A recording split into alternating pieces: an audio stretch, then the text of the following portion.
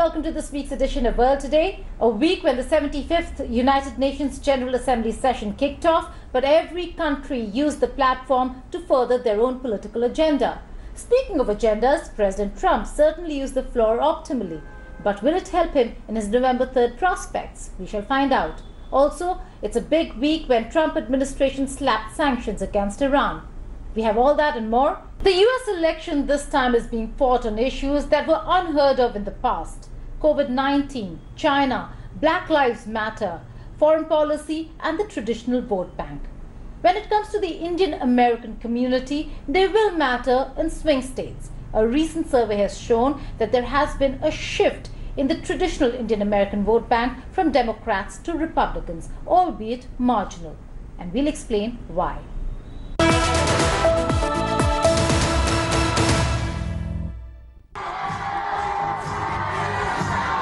The aggressive stand of some Democrats on the Kashmir issue during last year's congressional hearings is one of the main reasons behind the shift in Indian American vote towards Republicans. Republican Indian Americans say the sharp criticism of India's Kashmir policies by Democratic Party members on Capitol Hill served as a wake-up call for many in the community. It made Indian Americans reflect on who was India's friend and who wasn't. 2019, when the world was against PM Modi on the Kashmir issue, which is the burning topic of the world leaders were criticizing Modi. Modi's own opposition party was up in arms against him. The only man who had the guts to stand by PM Modi was President Trump. Trump went to the Howdy Modi event and never once injected himself into the Kashmir issue. Never once did Trump interfere into the internal affairs of India. Kashmir is a sensitive, emotional topic for every Indian American. Kashmir issue will be one of the main reasons for Indian Americans to shift to Trump come November 2020. That the Indian American vote has shifted by 12% for President Donald Trump compared to 2016 was confirmed by a survey released by Professor Karthik Ramakrishnan, who has tracked Asian American voters over time. The latest AAPI survey showed Democratic candidate Joe Biden with 65% support among Indian Americans, a noticeable drop from 77% support for Hillary Clinton in 2016, while Trump had 28% support, a climb up from 16% in the last election. Overall, the community still heavily favors the Democratic Party, but the slippage is clear. President Trump, on the other hand, has been a steadfast friend of India. He's taken a strong stand against Pakistan and China, both countries with which India has problems. He also apparently helped in the release of the Indian pilot from Pakistan last year. This shift has caused worries among Democrats. They are trying to do more outreach to the community, as are the Republicans. This afternoon, we continue our hearing on human rights in South Asia. The real turning point was two hearings, one by Congressman Brad Sherman, a Democrat and chair of the House Subcommittee on Asia, on October 22nd, and the other by the quasi-government bipartisan Tom Lantos Human Rights Commission. At both the events, the deck was stacked with known India critics who sharply criticized the abrogation of certain provisions of Article 370 in Jammu and Kashmir and the detention of political leaders. Democrats unleashed a storm of questions, not allowing sole participant from India, journalist Aarti Tiku Singh, even to speak. I have to say that most of what you read in the Western press and some sections of Indian press is a distorted reality of Kashmir. While they're rightly highlighting the instances of violations committed by the Indian security forces, the story is often presented without context and a historical understanding, but it also carries a lot of certitude and self-righteousness of a narrative that helps the perpetrator and not the victim of human rights abuse in Kashmir. The Democrats are concerned and the Republicans are elated because the shift could prove significant in battleground states. What's interesting is the shift is happening despite voters reporting little or no outreach from either political party, according to the survey. Clearly, some issues are resonating within the community, and one of them is Trump's hands-off attitude on Kashmir and the Democrats' vocal criticism of Modi's Kashmir policies, especially their focus on human rights issues.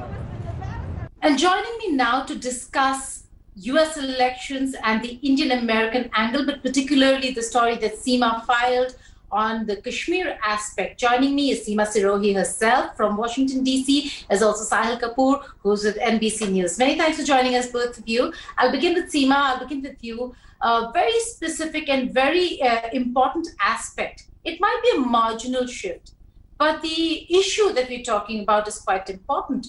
The fact that Kashmir, which never would have in the past would have been a part of any focus or agenda item during US elections, has figured this time around. Exactly. So I was a little surprised myself when I talked to people and they told me that those two hearings on Capitol Hill were kind of a turning point in getting some of the Indian Americans a little riled up. They felt the hearings were very unfair and there was kind of an attack by a couple of congresswomen on one of the speakers, a panelist from India, in fact. So yes, and that really kind of resonated through the community. Well, Sahil, we've seen this in the past as well. The Indian American vote bank might not be very strong or an influential one, but it certainly is one that is being looked at very keenly and watched very keenly here in India. What's your take on how the Indian Americans are looking at the US elections, particularly Trump administration and his handling of whether it's the coronavirus pandemic or, for that matter, minority issues? Sure. So there are a few things to keep in mind here. Indian Americans are only about 1% of this country, about 4 million votes. So it's not a huge voting bloc, but there are several considerations here. There is some evidence, inconclusive, but some evidence that there is a sort of Modi supporting Hindu nationalist type of Indian Americans who do like Trump, in part because he has a similar negative attitude toward Muslims. On the other hand, there's Joe Biden, who is appealing to the Indian American community in part by picking a vice presidential nominee who would be the first Indian American vice president in this country's history. That's, of course, Kamala Harris, whose mother hails from what is now Chennai. One big difference to keep in mind between Joe Biden and Donald Trump is the issue of immigration. Donald Trump has worked to cut immigration, create new hurdles for people to immigrate to the U.S., including Indians to immigrate to the U.S., whereas Joe Biden wants to increase immigration, expand visas.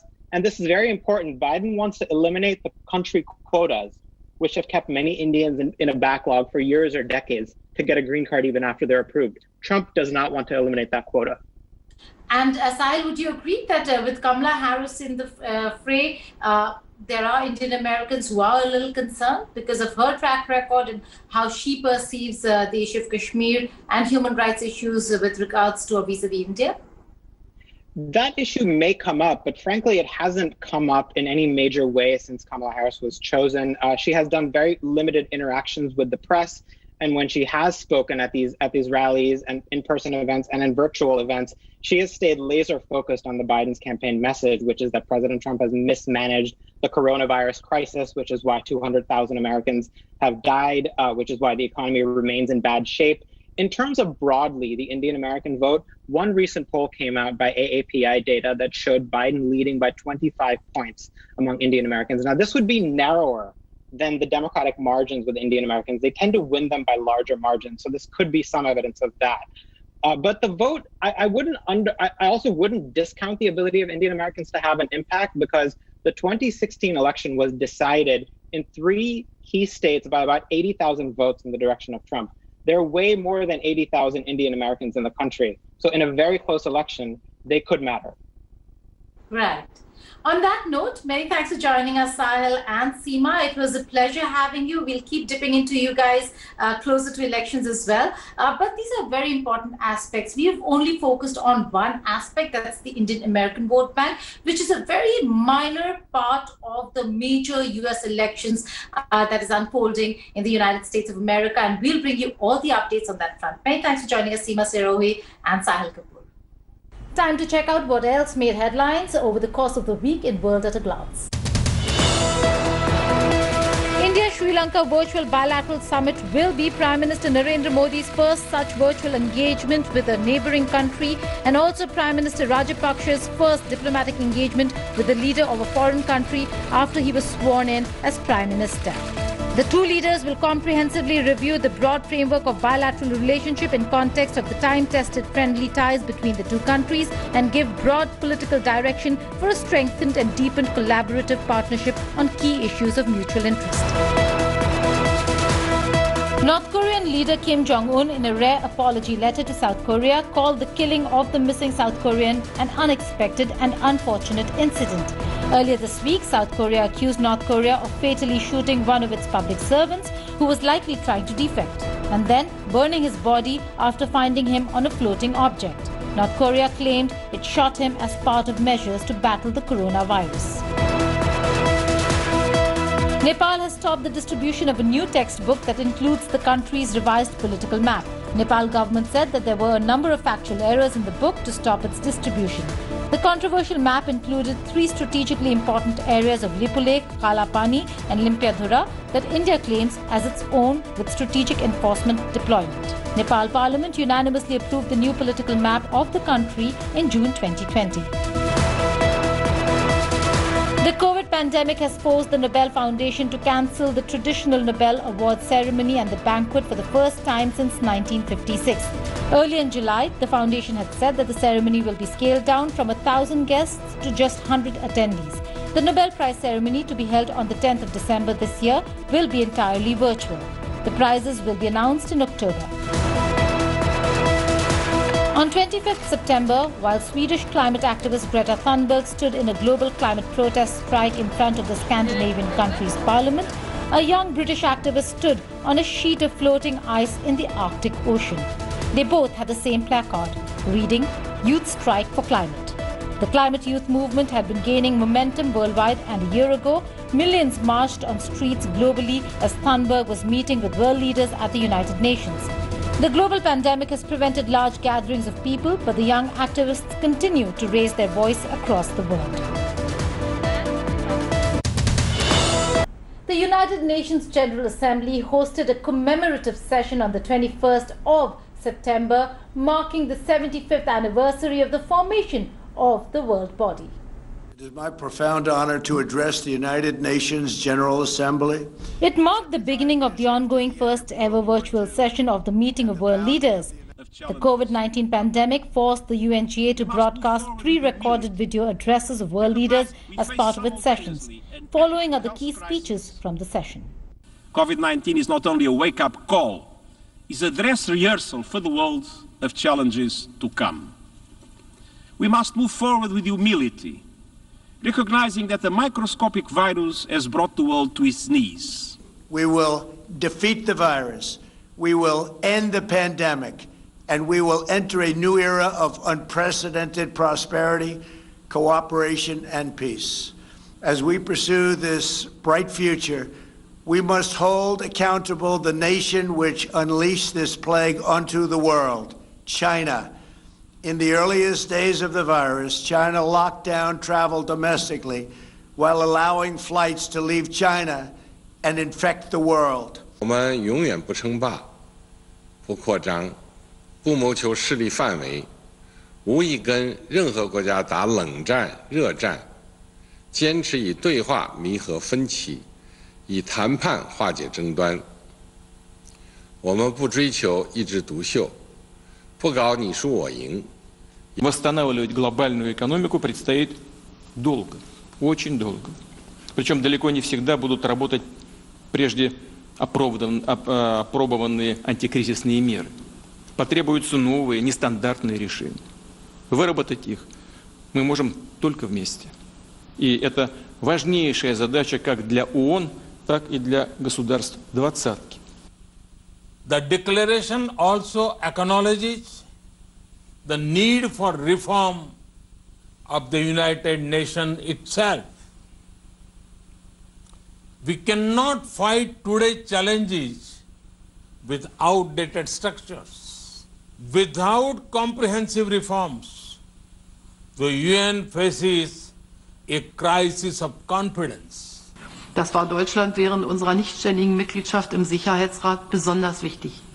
Doch zu oft ist der Sicherheitsrat blockiert, wenn es auf klare Entscheidungen ankommt. Wir brauchen Reformen. Die Vereinten Nationen müssen sich weiterentwickeln, um die globalen Herausforderungen des 21. Jahrhunderts bewältigen zu können. Deutschland steht dabei bereit, weiter Verantwortung zu tragen, gerne auch in einem erweiterten Sicherheitsrat. Grappling with the weakened economy and the worst coronavirus outbreak in West Asia, Iranian President Hassan Rouhani delivered a defiant and fiery speech at the United Nations General Assembly session. He insisted that it is the United States of America that would have to surrender to Iran's resilience. This was in response to the sweeping sanctions imposed against Iran by US on 20th and 21st of September. Here's a report.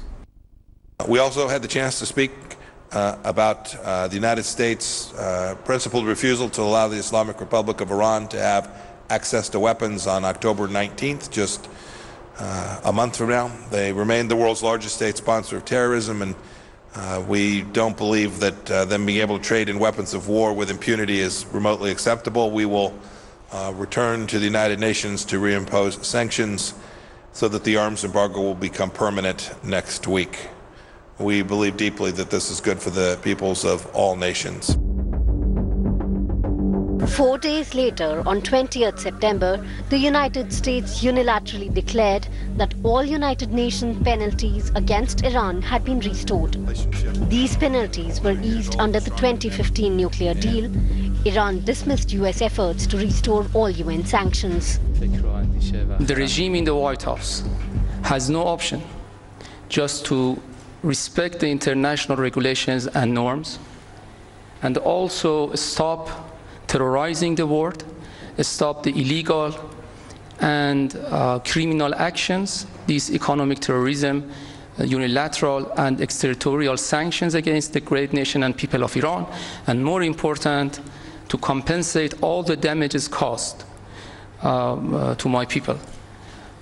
We expect, as it has been shown up until now, the international community and all countries in the world to stand against these reckless actions by the regime in the White House and speak in one voice to stop these actions by the regime in the White House. Iran is under mounting economic pressure from Washington.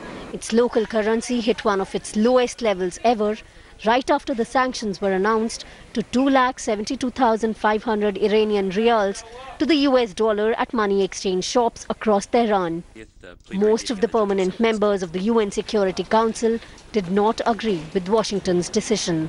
美方对国际法合则用，不合则弃，不仅自己不守法，甚至还扬言要以非法的单边制裁来胁迫其他的国家。 这种蛮横无理的做法，已经遭到国际社会的普遍不满和反对。我们在此奉劝美方不要一意孤行，在单边主义的道路上越走越远。The deal lifted crippling economic sanctions.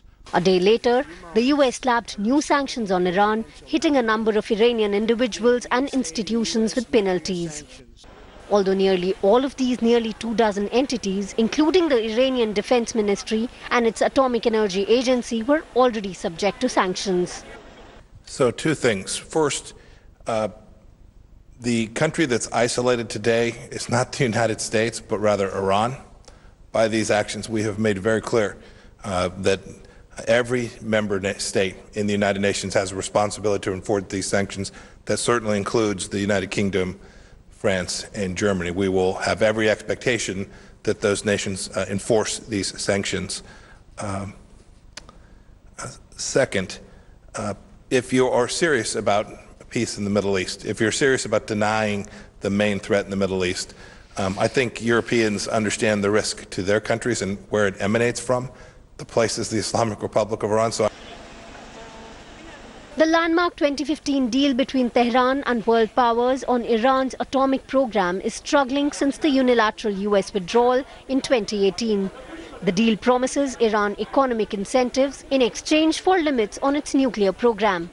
Iran is ready to extend its hands and cooperate with others in the international community to bring back multilateralism and diplomacy at the center of the international relations and save the remnants of this architecture, which is unfortunately getting disbanded piece by piece. To this end, there is no way but to get united and put an end to the destructive behavior of the United States administration for the interest of all of us. The other world powers like France, Germany, Britain, China and Russia, who were part of the deal other than Iran and the US, have been struggling to offset reimposed American sanctions. The US maintains that Iran has been steadily breaking restrictions outlined in the deal on the amount of uranium it can enrich, the purity it can enrich it to, and other limitations in order to pressure the rest of the world powers to do more. On top of its horrific record as the world's largest state sponsor of terrorism, Iran has a lamentable history of providing only grudging, dilatory, and incomplete cooperation, if at all, with the IAEA. Iran must do more, much more, to ensure both timely and complete compliance with the safeguards obligations. The ultimate goal of the Joint Comprehensive Plan of Action is to prevent Iran from being able to build a nuclear bomb, something Iran insists it does not want to do. Though it has broken the pact's limitations, it still has far less enriched uranium and lower purity uranium than it had before signing the deal. Iran has also continued to allow IAEA inspectors full access to its nuclear facilities, which the world powers still in the deal maintain is reason enough to try and keep it in place. That's all in this week's edition of World Today. But before I leave, how can I not mention Time Magazine's latest list of 100 most influential people in the world? And look who made it to the list: Bilkis Bano, an Indian old grandmother known as Shaheen Baki Dadi, who sat in protest from December 2019 to March this year, protesting against government's decision of the Citizenship Amendment Act that allows citizenship to minorities, persecuted minorities from neighboring Muslim countries of India. Apart from her, there is Prime Minister Narendra Modi and Bollywood actor Ayushmann Khurrana, who also made it to the list. The reasons for them being on the list could vary. That's all from me. Thank you for watching and have a great weekend.